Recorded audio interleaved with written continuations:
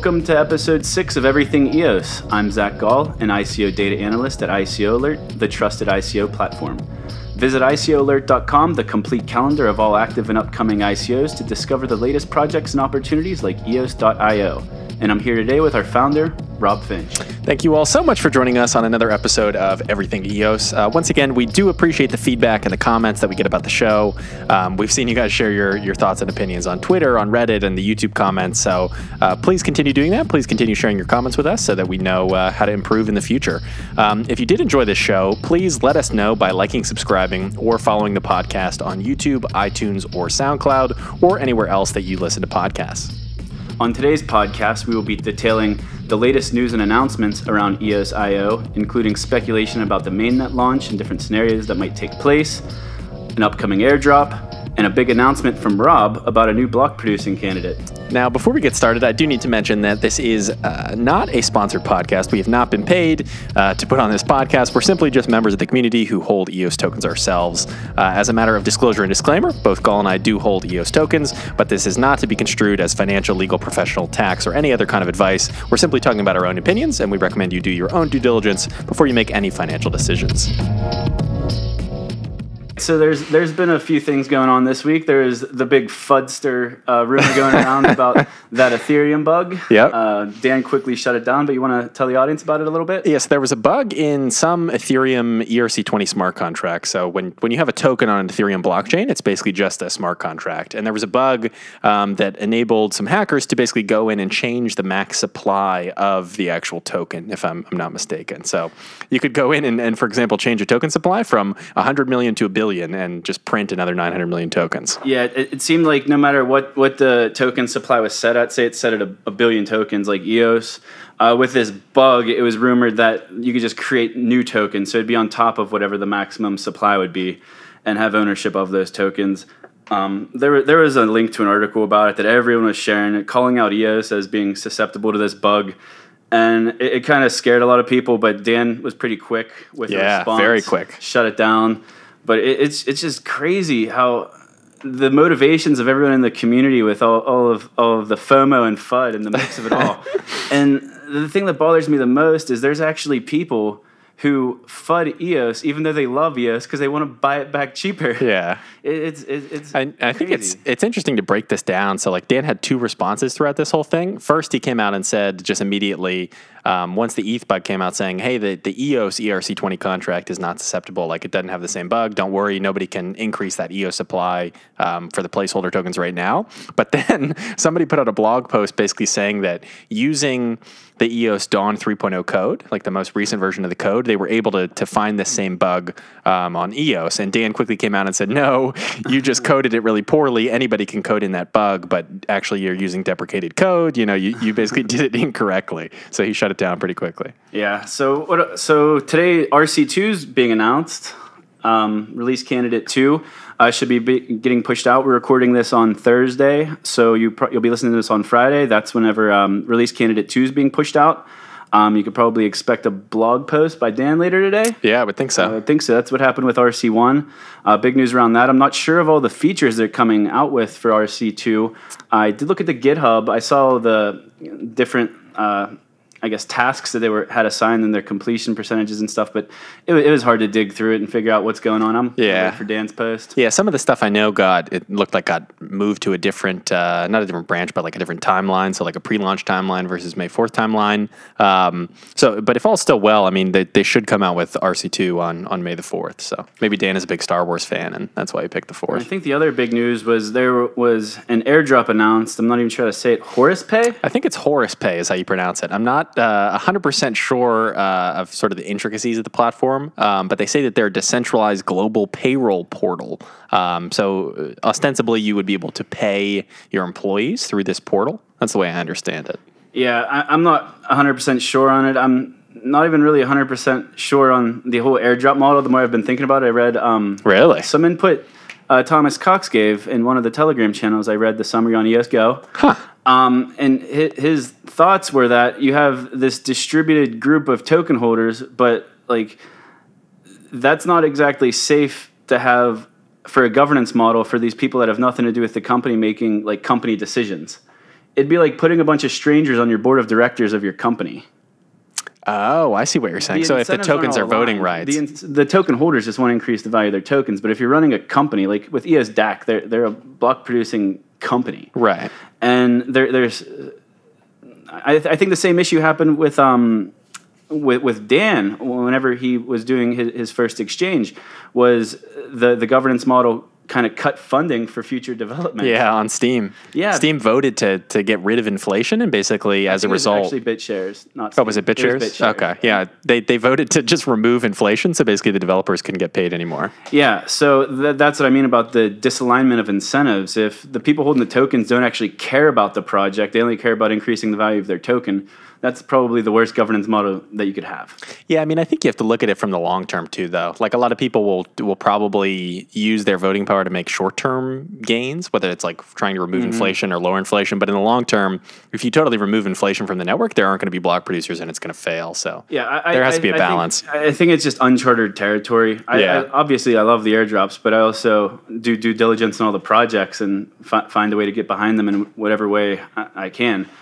And like you said, I think the people who actually care about the decisions being made are probably going to go through the process of acquiring as many tokens as they can to maintain some level of control over the decision making of the DAC or DAO or whatever project is doing the airdrop. Definitely. But yeah, and there are definitely, I mean, there are trade-offs with, like you said, kind of inviting all these people to have a board seat, basically, assuming your tokens are some kind of governance power, which it seems like a lot of these airdrops are. But I think you get a lot of positives too. Like you get that the potential to have an instant community, whereas before, you would have to go out and No, I think it's great in the sense that it adds. It makes EOS the biggest DAO ever imagined. Right. Where like these airdrops are adding value to the entire network rather than just to the token itself. I mean, we'll see. I mean, it's just such uncharted territory. I'm really curious to see what happens. And I think the airdrop model could work better for some projects than others, but we'll see what happens. Yeah.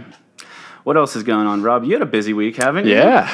So for those who haven't heard yet, Rob started a new company over the last few months, and he made a pretty major announcement a few days ago. Yes, I'm excited. We announced this earlier this week. We're actually launching a block producer candidate for the EOS network. So we'll be hopefully one of those top 21 active block producers out there producing blocks, making sure the transactions go through and securing the network. So the name of the block producer is Cypherglass, CYPHER Glass. It's kind of a play off of Cypher being code or key to the code, and glass being transparency. You want to show the website for everyone? Yeah, cypherglass.com. Go out and take a look. We got the whole team up there. We're a team of about 7 people, one of which is actually calling me on the phone right now. And we're pretty excited. So what value does Cypherglass add to the EOS network? Yeah, so first and foremost, we're focused on stable, highly secure block production. So I think rather than getting too far ahead of ourselves and saying, oh, here are all of our plans for the future for how we want to add value other than secure block production, our main focus going into June when this network launches is, okay, how can we make sure that we're secure, nobody takes over our block producer, and that we have basically 100% uptime so that we're not missing any blocks. So that's our focus first and foremost. But then moving forward, I think one of the areas that we're really passionate about at Cypherglass is education. So we've seen a lot of other block producers, a lot of other, even a dApp called Caramel, kind of focus on education of developers for EOS, and we really want to focus on education of individuals for EOS. So whether you even have any tech skills at all or not, we're looking on sort of educating people on what EOS is, the potential of it, the power of decentralized governance, and then maybe eventually how to actually build your own dApp. Yeah, I think it's really interesting. So we talked about some of the bigger name block producing candidates last week, and we could rehash some of the stuff today, but one that we didn't talk about last week was EOS Sphere, who is a BP candidate. I'm not sure their background before EOS Sphere, like I knew about like Bitfinex or whatever, but they announced, I think yesterday or the day before, a big university partnership with RMIT University in Australia.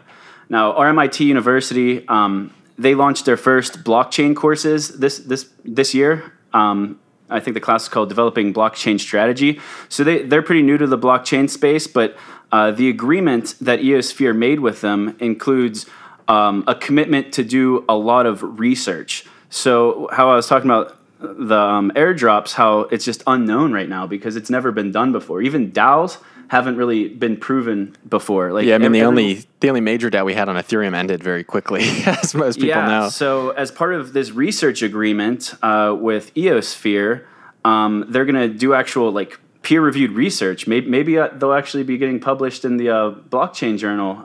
There's a peer-to-peer or peer-reviewed blockchain journal. It's out of the university. I can't remember the name. The Ledger Journal? The Ledger Journal, yeah. It's actually published here in Pittsburgh out of the University of Pittsburgh. Yeah. You met the editor, didn't you? Yeah, we grabbed lunch with him late last year, I think. Yeah, he's a great guy. Yeah, so maybe this research will get published in there. I remember him saying something about like they don't get a whole lot of peer-reviewed research in blockchain. Yeah. So maybe that's what RMIT is going to be at the forefront of. But what they agreed to do research on is blockchain-enabled voting mechanisms and governance structures, examination of new and novel methods of collective decision-making, including DAOs and DACs, and comparative examination of the impact of the EOS blockchain on trust altruistic organizations versus existing business models and the impact EOS will have on existing governance structures of altruistic organizations. Really interesting stuff. So we're going to have professional, graduate level, PhD level students and professors researching these hard to answer questions, and I think that's very interesting. Yeah, I think it'll be interesting to see some of the answers that they come up with, especially since none of this stuff has really existed in the wild yet. And maybe, when a DAO launches on EOS, say it's maybe EOS DAC, for example, they'll take as a case study. It'll be really interesting to see if they study some of the ones in the wild and kind of their impact, and maybe answer some of the questions you had earlier about, is an airdrop the right model? Will you have a bunch of people just trying to go for short-term profit and pump the token price, or will they focus on the long term? So, and then another block producing candidate we mentioned last week was OK Blockchain Capital, and they're starting something called OK Blockchain Academy. And I think somewhere in the RMIT announcement, I think it also said somewhere where they're developing online courses also for EOS development. Yeah, and I think education, like you said, that's going to be the biggest piece of this because you need to have a huge developer community. Right now, Ethereum pretty much has a global reach, the biggest community of any blockchain software that's been launched.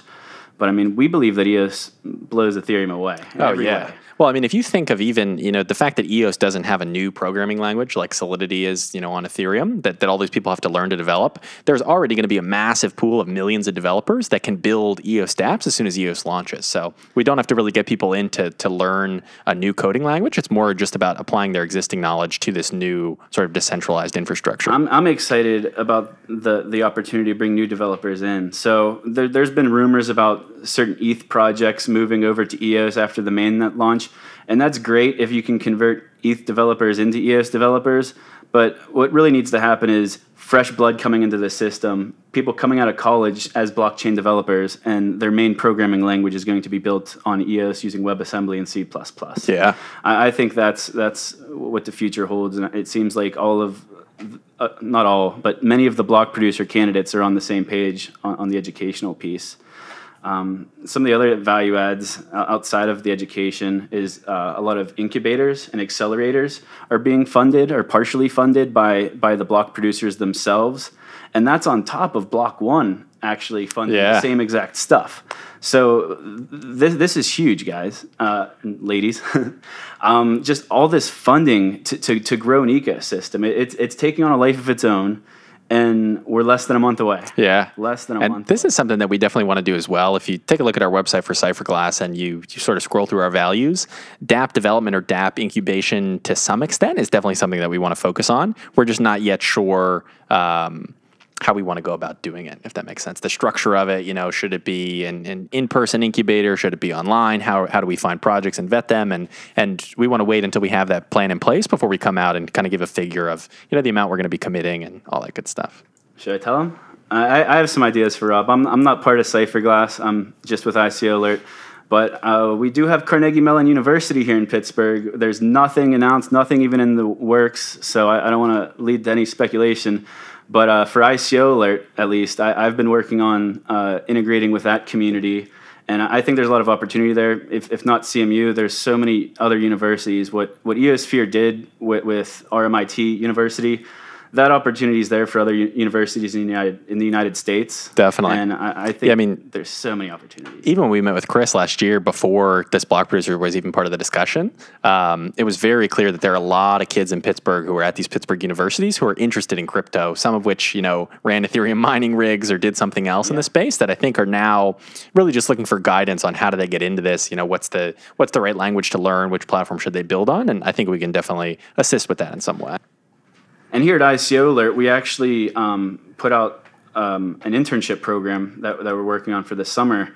And with all the students at Carnegie Mellon University and the University of Pittsburgh and I think Edinburgh University up in Erie, we got slammed with applications. And the job description wasn't for blockchain development. We're not a blockchain developing company.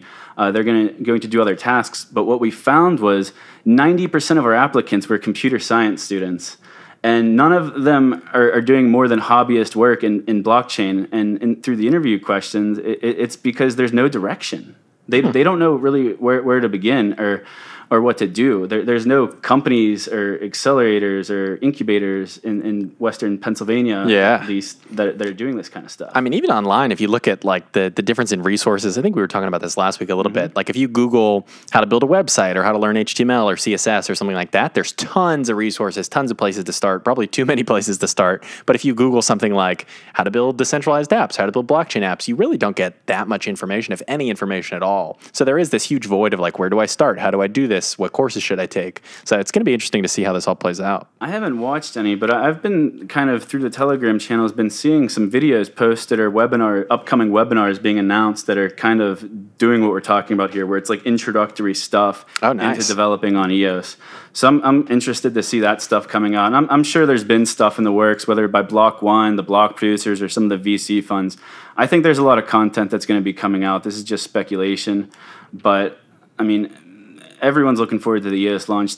These big names haven't been sitting on their hands this entire time. It takes a lot of time to build curriculum and build digital content. So I think we're going to start seeing that sooner rather than later. Definitely this summer. Definitely. So what else has been going on? I'm trying to think of some of the stuff. Speaking of the summer, it's kind of interesting what's going to, everybody's asking the question now that we're, 4 weeks out from the actual EOS network launch, is what's going to happen? What are the different scenarios going to be? How long is it going to take to launch? When do I get my tokens? Are there going to be multiple chains? And I think it's going to be really interesting to see what actually does happen. In your opinion, what's the worst case scenario? Let's start with the worst, and then we'll go to the best. Ooh, worst case scenario. I think the worst would be if there are two equally equal chains that have a similar amount of support. Yeah, I would probably agree with that. I don't think it's likely, though. If there are two chains that get the 15% of total tokens, so you basically have to have 150 million people, or 150 million tokens, sort of claimed in their wallets in order for a blockchain to be recognized as valid, in order for you to even be able to send transactions on that blockchain. So I would agree. I think that's probably close to worst case, is two or more networks launch and they both get the 15% unlock. So what I think would happen in that scenario is it would create a lot of controversy, because like Binance, Kraken, and Bitfinex have already announced, there might be other exchanges, those are the ones I know off the top of my head, who have announced they're going to support the token swap. So pretty much whatever one they say is the main chain is most likely going to be the one called EOS. Well, and that's the crazy thing the about other one could exist, but it might not be called EOS. That's the crazy thing about this. Dan even mentioned this in Telegram. Like, there will, at the end of the day, there may be multiple chains, and I'm sure there's some other. Even now, there are people who've said, "Hey, we're going to launch a different chain with a different distribution and all these different changes." But Dan had a good point. There really will be one EOS, because it is just whatever is on the exchanges. What's going to be the EOS pair on an exchange? Yeah, I think I really doubt that there's going to be two equally supported chains. That's just next to impossible, especially with the big players we talked about last week putting their name into the block producing candidate pool, as far as like Bitfinex and OK Blockchain Capital and all the other monstrosities. Yeah. They already have this reach. And on Bitfinex, EOS became the top trading pair like over the last 2 weeks, more trade volume than Bitcoin. Yeah. So they have this huge audience of supporters. And even in a lot of the Telegram channels that are Bitcoin like evangelists are jumping on the EOS train. So I think whatever one these major block producing candidates are on, that's going to be the main chain. Because out of the 21 candidates, how many have been announced so far? We actually just passed 100. So a ton got announced, including Cypherglass. I think there were like 30 that were announced last week. So a huge amount. And I think, I mean, people could disagree with this, but I think the big players, I'm going to say that they're a lock. I'm voting for them. I'm going to vote for Bitfinex. I'm going to vote for all the big players that could add the most value to the system, the most stability to the system. Yeah, I mean, I would guess. I also want to distribute. I'm not going to just vote for the big dogs. I'm going to probably EOS New York. I think they add a lot of value to the community. I agree with that. Yeah, I mean, if you look at just the reach that somebody like a Bitfinex or even an Ampool with all the people who have contributed to their mining pool in the past, just the reach that these people have, I think it would be shocking to me if they didn't get voted in, because even if, a small percentage of the total people they have access to votes for them, that's still a ton of votes.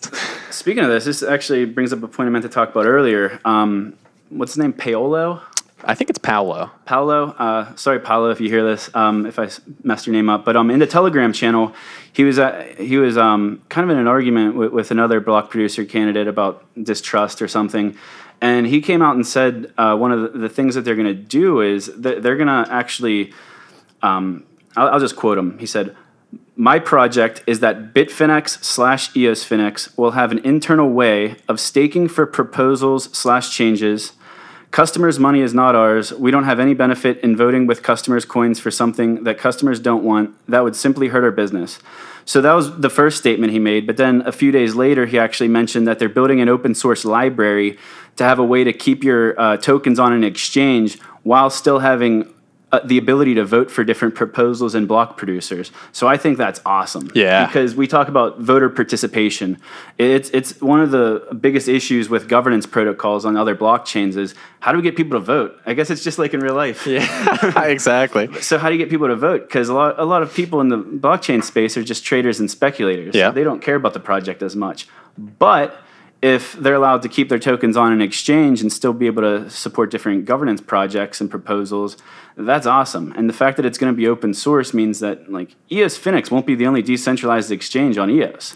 They have a large audience already, so they'll have a leg up on that. But they're sharing everything they're building with everyone. What I like the most about this, honestly, is that they're setting a couple different precedents. Like the first precedent is, as an exchange, it's not okay to vote with your customers' tokens without them telling you who they want to vote for and then voting accordingly. So I think that's awesome to see, first and foremost, that they're not just going to like take the 100 million EOS or whatever it is on their exchange and vote for themselves, because I think that would be horrible. But second of all, I think it's setting a good precedent that it's, every other exchange that holds EOS is going to look worse than EOSFinex and look worse than Bitfinex until they implement that similar system that lets people vote. Vote for what are the top, 2 proposals on the network that are going to get funded from inflation. What block producers do you want to vote for? All kinds of stuff. So I think it's awesome to see them setting both of those precedents, and hopefully it'll make for a better network going forward. So we still have to talk about the best case scenario, but I want to add one more thing to the worst case scenario, and it was a recent change that kind of came out of thin air about the number of standby block producers. Yeah. So this is something that theoretically anybody can configure this number at launch. So if all of the block producers said, "Oh, actually we want it to still be 121 total block producers, 100 of which are standby," they could do that. But there's some interesting sort of ideas coming from Block One, and they haven't justified, why they want to make this change. They haven't even said for sure that they want to make it or are going to make it. But there's been a discussion in Telegram about lowering the standby BP number from 100 down to 49. So it will be 70 total block producers rather than 121 total. So I think a lot of the, I guess, quote unquote, controversy around that is that it hasn't really been explained that well of their reasoning. But nothing Dan and Block One does is without reason. So I think that's all going to come out here soon. I would honestly guess that we see, assuming they still go through with the change, I would guess that May 4th, when RC2 supposedly comes out, that we would also see an update in that same blog post about, hey, here's part of RC2. We've lowered the number to this, and here's why. I think you're right. So since this is going to be, you're going to be listening to this on Friday, May 4th, that might already be out by the time you hear this, but check out Dan's blog post because I'm sure it's going to exist at some point today. What else is going on? We still got to do the best case scenario. So let's talk. What is the best case scenario for the mainnet launch? best case scenario, all the tokens are locked on, what is it, June 1st, I believe. It might be early morning, June 2nd. And then by June 3rd, the network is launched without a hitch. So best case scenario, there's a very clear winner. Here's one main chain. It's launched. It's stable. It's not dropping blocks all over the place. The block producers are able to connect. People are able to get their tokens and vote. And there's not some... There are no zero-day exploits. And a zero-day exploit is sort of a bug in the system that somebody knew about, before it even launched, but didn't disclose, to use for their own personal gain. So best case, there are no zero-day exploits. There are no bugs that need to, be fixed in a timely manner. Everything just works as it's supposed to work. What are your plans for launch day, Rob? So we're excited about launch day. I think it's going to be interesting to see who ends up being chosen as that group of 50 or so that are actually going to launch the chain. Because now with 100 plus, delegates, I think it makes the most sense for, the 50 to sort of come forward and say, hey, not only are we comfortable from a tech perspective launching this chain, but we're comfortable from a legal perspective and regulatory perspective and all these other perspectives launching this. Hey, we want to be one of the 50. So I think one of the priorities before launch is just figuring out who those 50 are, getting them in touch with each other, going through these practice launches that I know 3 different groups are going through now, and kind of making sure that every possible variable is accounted for ahead of time. That's great about the Cypher Glass. I meant you personally. You're going to be with your cats. You go into a launch party. What are you going to be doing? So I have a personal launch plan where I cannot go anywhere. So I'm going to lock myself in a bank vault with a wired internet connection to access my EOS as soon as it goes live. I'll probably be, I don't know, no exact time's been mentioned, but there's been mention of a lot of launch parties all over the globe. So I'm sure some of the live streams, if some of the bigger ones, I'll be trying to watch some of that. Yeah, I'll definitely be watching those live streams. Heavily invested in the Telegram channels. Oh, yeah. Celebrating, but I don't have any physical plans to be anywhere. Yeah, I think it would be... Depending on how vested you are in EOS, and maybe if I wasn't doing Cypher Glass, maybe I would go to a launch party, but I think it would be a mistake to be in a strange place, in a place that you're not familiar with when you have to access your tokens in case something goes wrong. Because you never know what could happen. I mean, as part of that worst case scenario, the chain could launch effectively and then there's a bug and you need to move your tokens to protect your tokens. There are all these different things that could happen that would require you to access your tokens. And I don't want to be at a party in Los Angeles for this launch without what I need to do that securely. But Rob, you know what I mean? The best case scenario is going to happen, so there's not going to be any I issues. think so too. I'm pretty sure it's going to be somewhere between worst case and best case, obviously, but I think much closer to best case than worst case. All right, Rob, I think that's a good place to stop today. That sounds good to me. So if you guys are going to Tulip Conference in San Francisco, June 7th and 8th, I will be there representing Cypher Glass, representing ICO Alert. So come out, say hello. If you want to meet me, if you want to meet any of the rest of our team, we should have a couple of our tech guys there as well. So come take a look, come have a chat. And thank you all so much for listening to this episode again. If you want to check out what we are doing with our blog producer, head over to cypherglass.com. That's CYPHERGLASS.com. You can take a look at what we're doing there, our mission, have kind of a white paper. So take a look and let us know what you think. I'm Rob Finch. And I'm Zach Gall, and this is Everything EOS.